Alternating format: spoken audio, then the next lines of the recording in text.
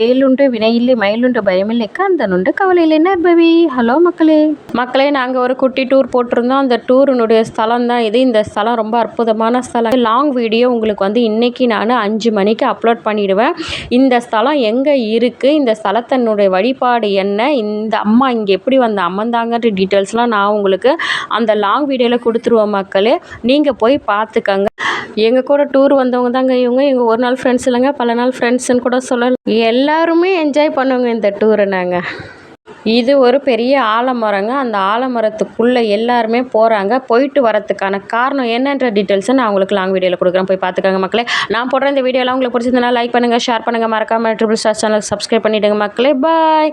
அடுத்த ஒரு நல்ல வீடியோவில் உங்களை நான் சந்திக்கிறேன். வெற்றிவேல் முருகனுக்கு அரோகரா. வேலும் மயிலும் சேவலும் துணை.